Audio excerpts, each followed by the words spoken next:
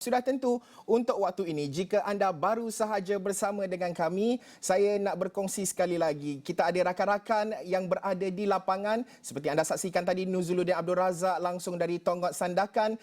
Jasmine Abu Bakar di Pusat Dagangan Dunia WTC di Kuala Lumpur. Dan pastinya rakan saya Naila Huda langsung dari Kourou French Guiana untuk membawakan secara langsung perkembangan terkini pelepasan bagi satelit Miasat 3D ini. Jadi untuk waktu ini saya nak terus sahaja bersama dengan Naila Huda untuk berkongsi cerita perjalanan mengambil masa yang begitu panjang, Naila, dan hari ini hari kemuncaknya, keterujaan itu pasti cukup tinggi pada ketika ini. Naila boleh kongsikan langsung dari French Guiana, Naila. Terima kasih Ashraf. Cukup meriah suasana saya lihat di Bukit Jalil dan di WTC Kuala Lumpur seperti yang Jasmine katakan tadi. Seolah-olah macam bukan 4 pagi lah. Cukup meriah tetapi situasinya berbeza di sini. Sekarang ini anda boleh lihat di belakang saya cuaca yang amat baik dan sini jam 6 petang dan sebenarnya dijadualkan pelancaran satelit Miasat 3D dijadualkan pada jam 6.05 petang, 6.03 petang, tetapi saya baru saja dimaklumkan bahawa terdapat sedikit delay.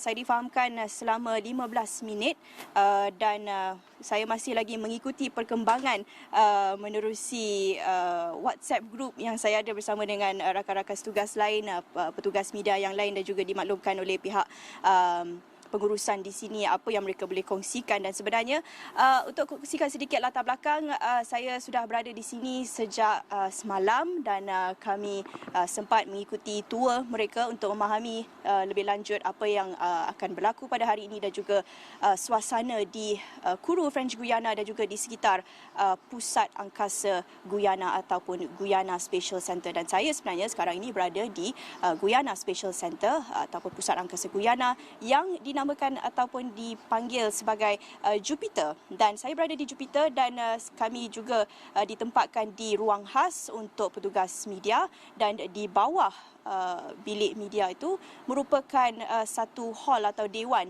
yang dinamakan sebagai Jupiter, dan juga di dalam itu ada control center ataupun pusat kawalan. Dan untuk makluman anda, ada dua pusat kawalan, dua control center di sekitar kawasan Kourou, sekitar kawasan Pusat Angkasa Guyana ini.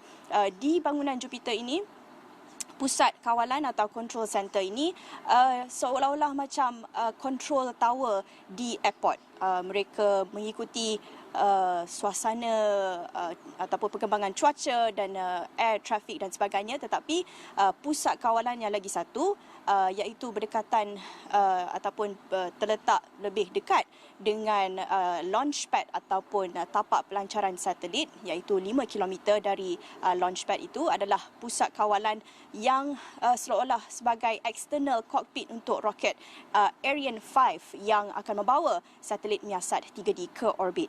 Tetapi pusat kawalan di sini lebih general dan saya difahamkan terdapat maklumat terbaru daripada pusat kawalan di sini. Ada sedikit delay 15 minit, tetapi saya masih belum lagi mendapat maklumat lebih lanjut mengenai delay tersebut. Tetapi ini saya difahamkan perkara yang biasa berlaku. Saya ada sempat bercakap bersama dengan jurutera Miasat sejak beberapa hari lepas, dan mereka kongsikan tentang proses pelancaran satelit itu, dan mereka berkata delay dan juga postponement itu satu perkara yang biasa bagi satelit. Tetapi apabila saya bercakap dengan Ketua Pegawai Operasi Miasat semalam, Yao Cheong Lim, COO Miasat, beliau berkata setakat ini semua pelancaran satelit Miasat sebelum-sebelum ini berjalan dengan lancar, dan diharapkan satelit hari ini juga akan ataupun misi hari ini akan berjalan dengan lancar. Itu yang dapat saya kongsikan terkini ketika ini, dan kami masih lagi menantikan isyarat ataupun maklumat terkini apa status pelancaran satelit Miasat 3D. Tetapi di belakang saya sebenarnya anda dapat lihat ada dua menara tetapi agak jauh kerana pusat angkasa ini ataupun Jupiter ini terletak kira-kira 12 km daripada launch pad dan sebenarnya kita tak boleh tengok secara dekat, itu atas faktor keselamatan, safety factors. Tetapi kalau mungkin cameraman dapat, juru kamera saya dapat zoom in sikit, mungkin dapat lihat, tapi agak jauh dan kami dari sini pun tak dapat nak lihat dengan mata kita sendiri.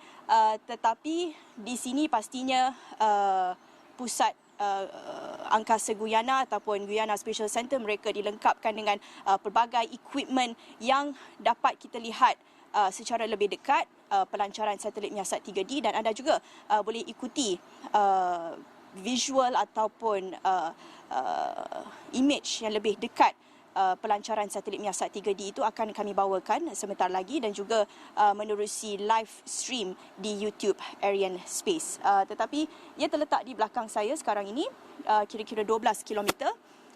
Manakala pusat kawalan yang saya ceritakan tadi, control center yang lagi satu yang seolah macam external cockpit untuk roket itu pula terletak kira-kira 5 km daripada launch pad ataupun tapak pelancaran Ariane 5 yang bukan sahaja membawa Miasat 3D tetapi juga membawa GSAT-24 dari India.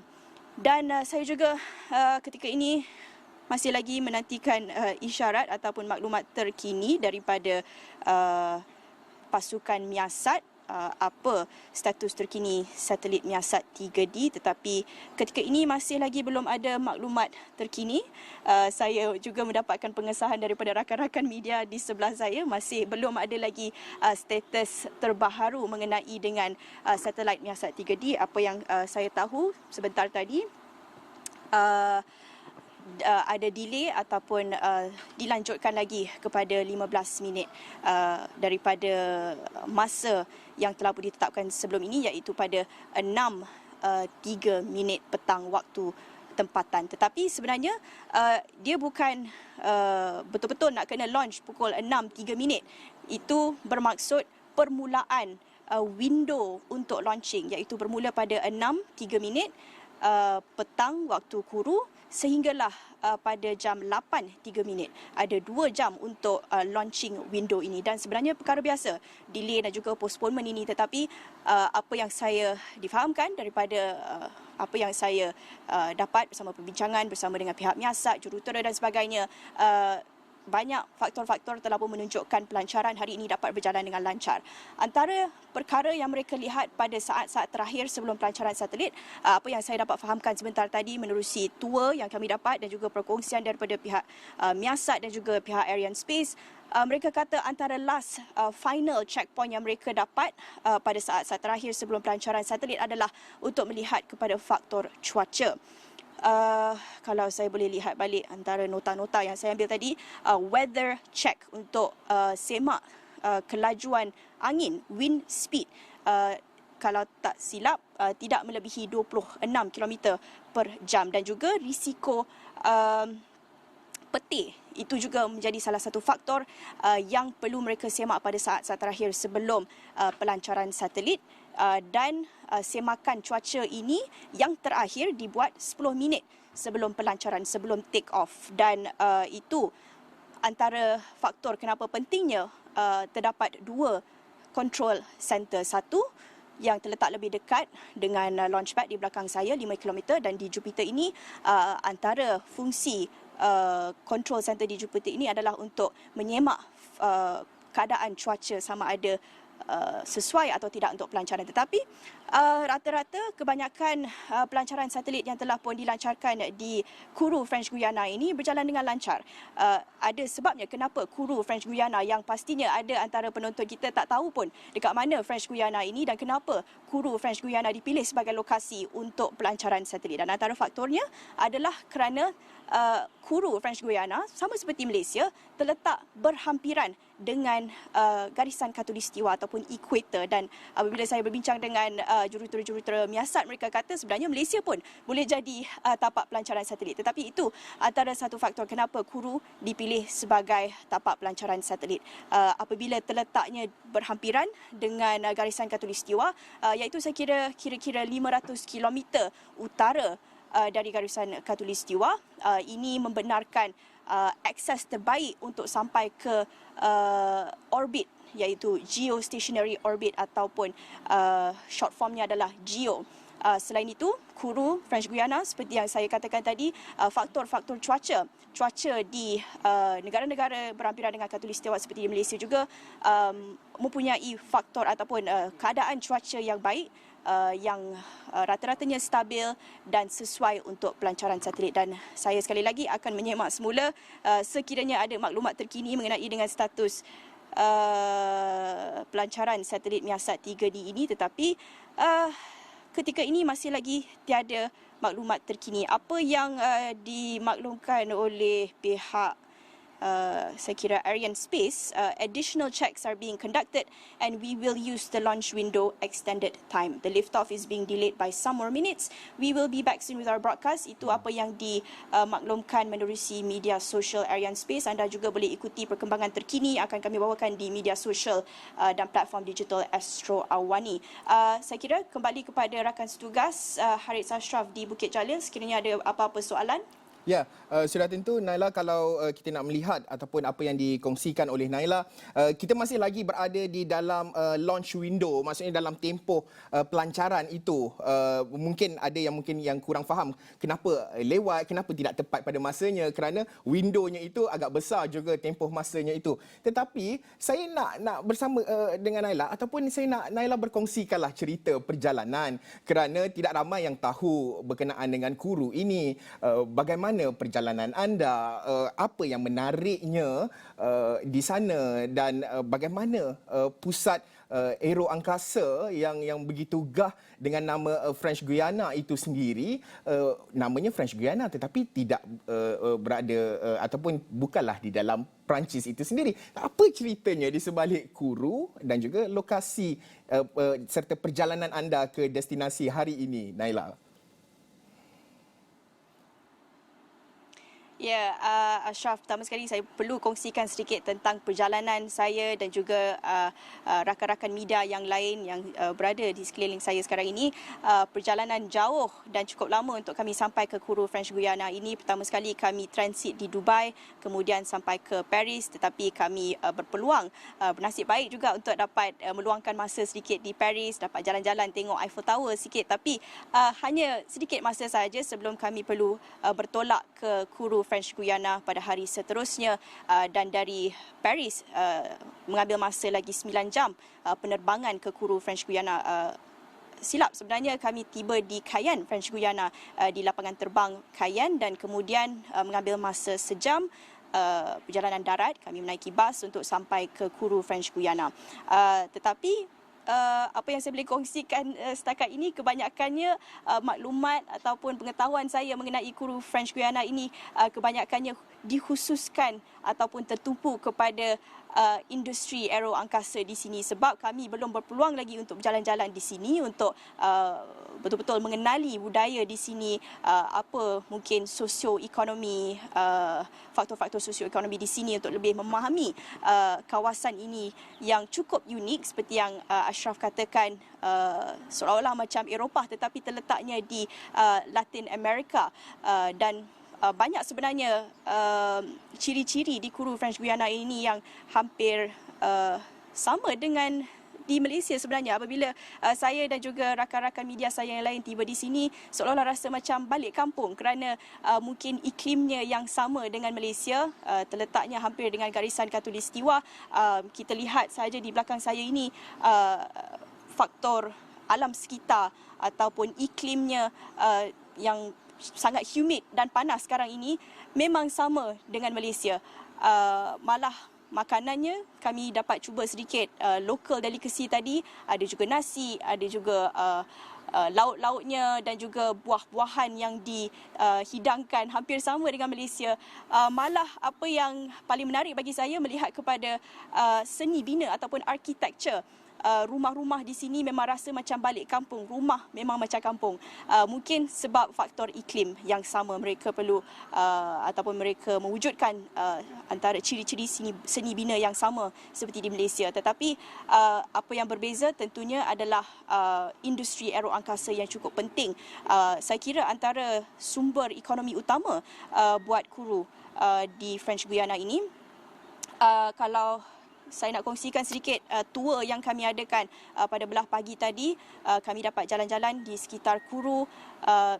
Memang kebanyakan kawasan-kawasan di Kuru ini dikhususkan untuk industri aeroangkasa ataupun European Space Agency. Kebanyakannya bangunan-bangunan di bawah pengurusan European Space Agency ataupun ESA. Cukup menarik, banyak perkongsian yang mereka berikan kepada pihak media pada belah pagi tadi. Bukan saja kami dapat melihat bangunan-bangunan dan juga kompleks yang akan ataupun jabatan-jabatan yang terlibat dengan pelancaran satelit hari ini, tetapi kami juga berpeluang untuk melihat Ariane 6. Kita tahu Miasat 3D hari ini akan dilancarkan menaiki roket Ariane 5, tetapi kami berpeluang untuk melihat dalam fasiliti pembangunan dan pembinaan Ariane 6 yang kami tak dapat nak kongsikan visualnya kerana ada faktor-faktor keselamatan tertentu, tetapi kami melihat apa dipanggil sebagai core Ariane 6 yang akan menggantikan Ariane 5 selepas ini dan dijangka akan mengadakan ataupun akan dilancarkan buat pertama kali pada tahun depan. Dan kami juga dapat lihat launchpad ataupun tapak pelancaran untuk Ariane 6 ini. Memang depan-depan kita dapat lihat teknologi baharu dan berbeza yang mereka gunakan untuk Ariane 6 ini, tetapi itu akan dapat kita jangkakan pada tahun depan. Sama ada akan melibatkan Miasat ataupun satelit buatan tempatan atau tidak masih menjadi persoalan, tetapi apa yang dikongsikan oleh pihak pembangunan Ariane ni ataupun Ariane Space, pelanggan-pelanggan ataupun syarikat-syarikat pembangun ataupun manufacturer yang ingin menggunakan roket Ariane 6 ini sudah pun fully book. Jadi pastinya banyak pelancaran satelit ataupun pelancaran membabitkan Ariane 6 ini akan dapat kita jangkakan mulai tahun depan. Sebenarnya patutnya dijangkakan pada hujung tahun ini, tapi telah pun dilanjutkan ataupun postpone sehingga tahun depan. Sekali lagi saya ingin semak sekiranya ada perkembangan terkini yang boleh saya kongsikan mengenai satelit Miasat 3D, kerana saya berada di luar, tetapi kalau saya berada di dalam, saya dapat melihat control room ataupun control center dan juga maklumat-maklumat yang mereka dapat kongsikan itu secara langsung. Tetapi saya berada di luar sekarang ini kerana kalau kita dapat lihat pelancaran satelit Miasat 3D sebentar lagi, kita dapat lihat pelancarannya di belakang saya ini. Tetapi setakat ini masih belum ada lagi maklumat terkini. Boleh saya dapat pengesahan daripada rakan-rakan media lain. Masih belum ada lagi status terkini yang boleh saya kongsikan setakat ini. Tetapi kalau saya boleh kongsikan sedikit juga, saya dan bagi ramai lagi rakan-rakan media saya yang lain ini pengalaman pertama kami untuk menyaksikan satelit Miasat ataupun apa-apa satelit ataupun apa-apa pun roket saja.